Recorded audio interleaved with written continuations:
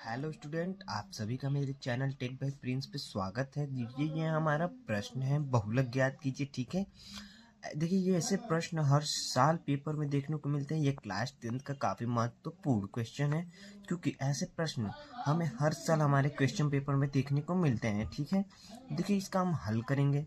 देखिए यहाँ पर हमारा दिया है परिवार का माप, यहाँ पर नीचे सदस्यों की संख्या। तो देखिए दोस्तों, ये हमारा प्रश्न है। ठीक है, इसमें बहुलक ज्ञात करें तो बहुलक होता क्या है। ठीक है, देखिए हमारा बहुलक जो होता है वो होता है, बहुलक का मतलब होता है बहुत बार आए हुए नंबर को बार बहुलक कहते हैं, जिसकी बारंबारता ज़्यादा हो। ठीक है, मैं एक एग्जाम्पल से बताता हूँ। ठीक है, एग्जाम्पल देकर बताता हूँ कि बहुलक को कैसे ज्ञात करें। ठीक है, 1,1 ये दिया है, 2,2, 3,2, 5,7। ठीक है, अब देखिए इसमें कौन सी संख्या ज़्यादा बार आई है। ठीक है, तो हमारा एक कितनी बार आया है, 1, 2, और इसमें नहीं देखा 2 बार 1 आया है।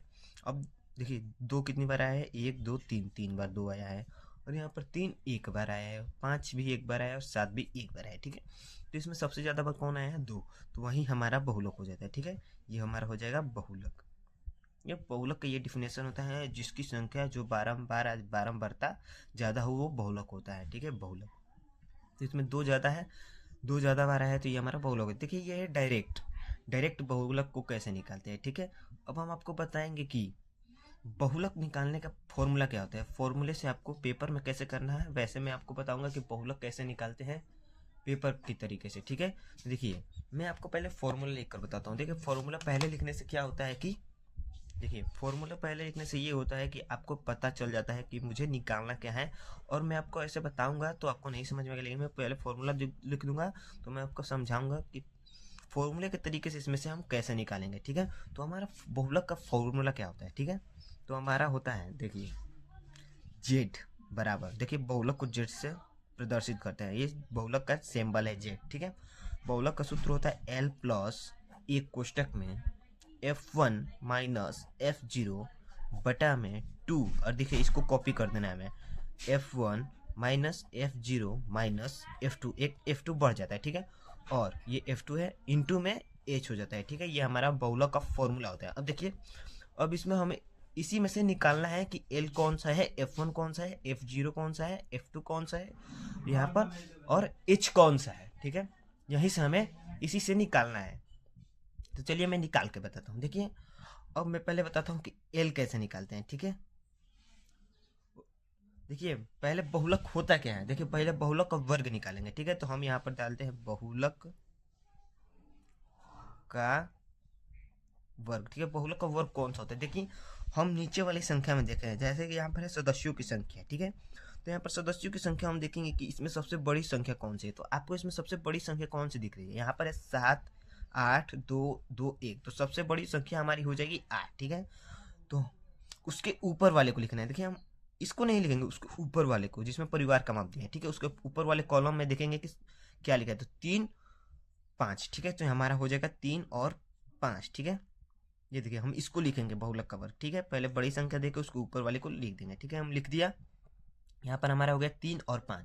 ठीक है, अब यहीं से हम एल निकालेंगे। देखिए पहले हमारा क्या है, फॉर्मूले में एल है, तो हम एल निकालेंगे। तो देखिए एल हमारा कौन होता है, इसमें बहुलक के वर्ग में देखेंगे न्यूनतम संख्या है। ठीक है, लोअर लिमिट, तो इसमें न्यूनतम संख्या कौन सी हो जाएगी, 3 और 5 में सबसे छोटी संख्या कौन सी है, 3, तो हमारा एल हो जाएगा 3। ठीक है, यहाँ पर हमारा एल निकल गया। अब हम निकालेंगे क्या, एल के बाद हमारा क्या है F1, तो हमारा F1, अब हम F1 निकालेंगे। ठीक है, तो F1 हमारा हो जाएगा, देखिए F1 किसे कहते हैं, जो नीचे वाली लिमिट होती है, जैसे कि ये वर्ग, बहुलक का वर्ग वाली नीचे वाली कॉलम में जो होता है उसी को हम F1 कहते हैं। तो F1 हमारा हो जाएगा 8, तो यह है हमारा F1 हमारा हो जाएगा 8। ठीक है, अब हम निकालेंगे F0।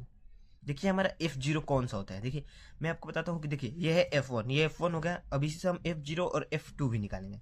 तो हमारा F1 ये है, तो F1 के एक कदम पीछे चलेंगे, तो हमारा F1 है, तो 1 के एक कदम पीछे हमारा क्या हो गया, 0, तो ये F1 है, तो ये हमारा हो जाएगा F0, तो हमारा F0 ये हो जाएगा। ठीक है, अब यहाँ से F0 हमें मिल गया, तो हमें F0 को हो जाएगा 7। ठीक है, अब हम क्या निकालेंगे, F2। देखिए F1 भी निकल गया, F0 भी निकल गया, यहाँ पर L भी निकल गया। अब हमारा क्या बच रहा है, F2, तो हम F2 निकालेंगे। ठीक है, अब देखिए ये F1 के एक कदम पीछे चले तो F0 हो गया।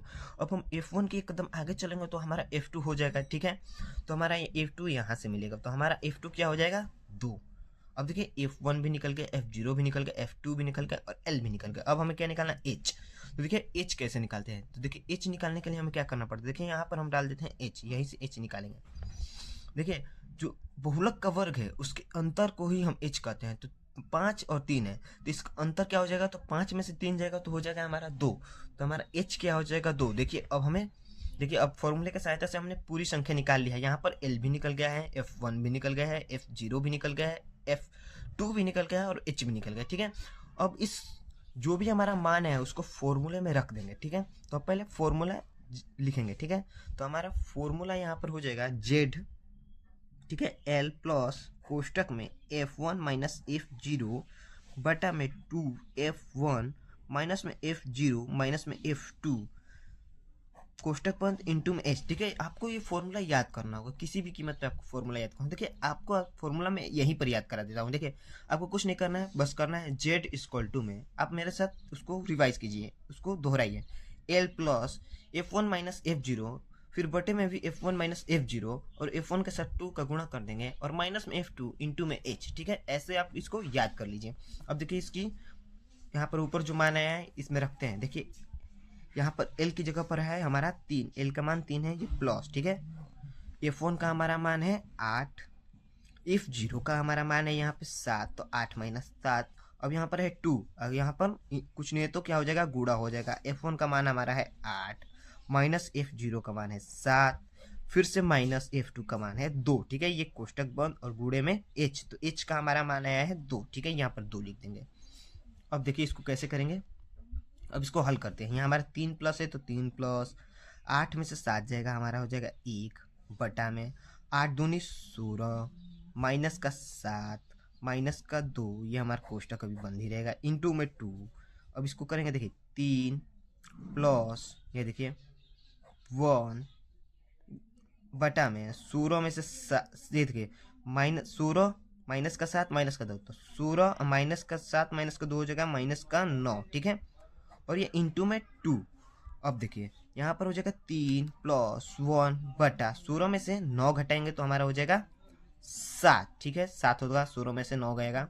अब देखिए यहाँ पर गुणे में 2 है तो हम ऊपर, यहाँ से ऊपर है तो ऊपर में गुणा कर देंगे, तो यहाँ हमारा आ जाएगा 2, ठीक है। डायरेक्ट कर लेते हैं। अब देखिए इसका हम क्या करेंगे, यहाँ पर नीचे कुछ नहीं है तो बटे में 1 लगाते हैं, ठीक है। अब इसका करेंगे भिन्न का जोड़। तो आपको भिन्न का जोड़ नहीं आता है अगर करने, तो मैं पीछे वाली वीडियो में आप मेरे चैनल पर जा सकते हैं। भिन्न का जोड़ आपको मैंने अच्छी तरीके से बताया कि भिन्न का जोड़ कैसे करते हैं। अब देखिए इसका एलसीएम निकालेंगे नीचे वाले का, तो 7 और 1 का एलसीएम निकालेंगे तो हमारा हो जाएगा 7, ठीक है। अब इसमें भाग देंगे, तो 1 का भाग देंगे 7 में तो कितनी बार में जाएगा, 7 बार में, और ऊपर वाले से उसी का गुणा कर देंगे तो 7 बार में गया, ऊपर वाले का गुणा करेंगे तो हमारा यहाँ पर हो जाएगा 21 प्लस यहाँ पर 7 में 7 का भाग देंगे तो कितनी बार जाएगा, 1 बार, और ऊपर वाले से क्या कर देंगे, गुणा कर देंगे। 2 में ऊपर वाले से गुणा करेंगे 2 हो जाएगा, 2 एकम 2।